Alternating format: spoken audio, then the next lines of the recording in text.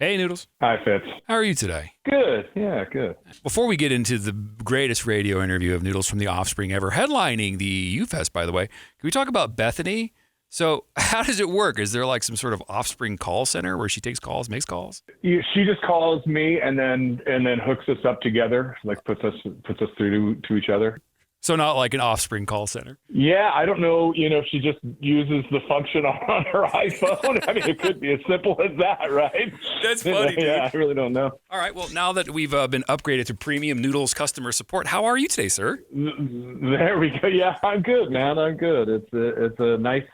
Well, it's a super stormy and windy day, but at least the rain is gone. I actually like the rain, but yeah, it's a nice day.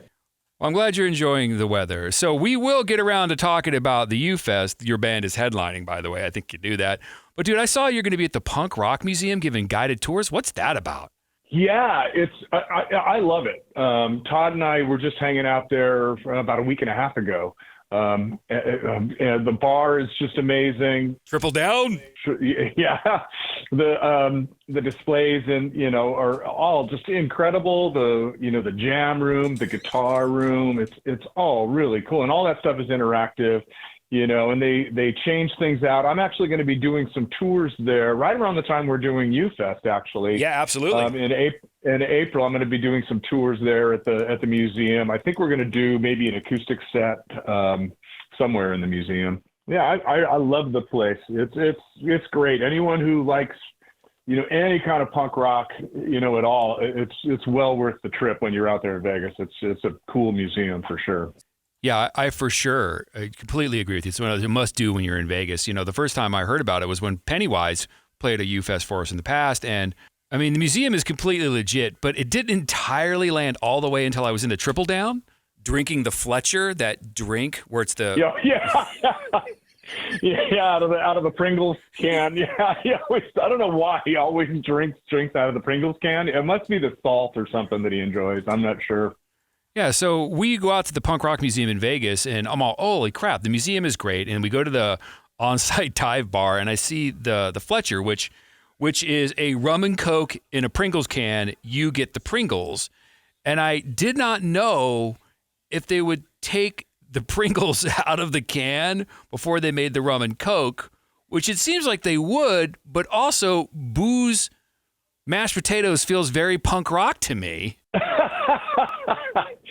I made a drink out of a Pringles can one time. I posted it's probably on my Instagram page, the Nudes, GNUDZ. And I'm kind of taking the piss out of Fletcher's. He always does it. I love that guy to death. He's a good friend of mine. And, but I'm kind of poking fun at him, in drinking out of a Pringles can. It's pretty funny. Right on. So now that we've talked about some stuff in Nevada, let's talk about your band. What was your life like when Smash went thermonuclear? Right. Well, I was a head custodian at an elementary school, which meant I was there at like 6:30 to 3 or later every day. I was on and off going to the local community college. I knew I didn't want to be a janitor my whole life. I didn't really know where what or where I was going to end up. Right. And then Smash came out, April '94, and started taking off, and started going out on weekends with the guys, and touring a little bit like that. I promised my boss I wouldn't quit my job until the end of the school year, and I was just fried by the end of that. It was pretty funny. So I'm sweeping up, right? I'm at the school sweeping up, early in the morning, and high school kids would walk across the school to get to the bus stop for the high school. And this one girl I remember stopped. She stops. She goes, "What are you doing here?" She goes, literally just saw you on TV. What are you doing here sweeping up? I go, "Hey, I promised my boss I would finish the year out." Oh my gosh, that's amazing. Okay, Come Out and Play. That song comes out. What happened then? Yeah. Come Out and Play was, in heavy rotation on, the music video channels and blowing up on radio. Really, May is when it started blowing up. Even though the record came out in April, the song didn't take off till about May. Mm-hmm.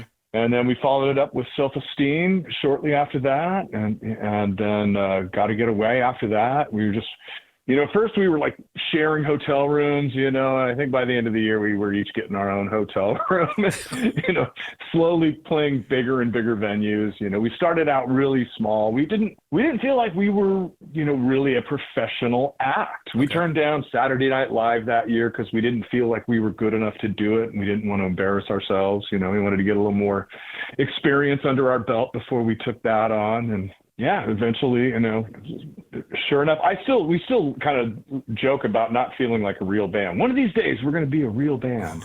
And you know what, Noodles? Maybe that day you become a real band is when you're headlining the UFEST on April 26th. Tickets on sale now, by the way.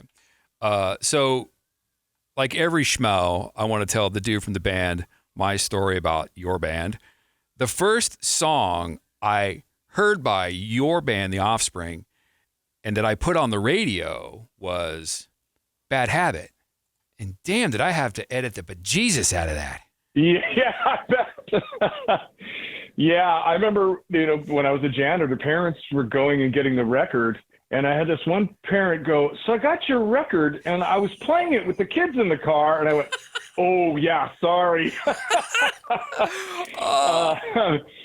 Yeah, but I mean, that's, I love that song. We play that that's one of the ones we have to play every night. It's a really fun, it's a fast, aggressive song. It's about freeway shootings were a real big, it was a big problem, kind of an epidemic here in Southern California around the time. But it's kind of like a tongue-in-cheek look at that. We don't take the issue seriously. We really are kind of being silly about it. But it does have that fast, aggressive, heavy bass, drums, guitar that we've always loved and we always come back to on every record, at least for a few songs. Tell me a little bit about the birthing process of the song Come Out and Play. Oh, gosh. Well, Come Out and Play, off Smash came pretty quickly right at the end of making that record. It was one of the last ones. I don't even remember rehearsing that much. I do remember rehearsing it a little bit in the studio, like in a rehearsal studio before we went in. Sure. But that was one of the last ones. Like, I remember hearing it and it changed quite a bit, just from that one time we rehearsed it and then in the studio.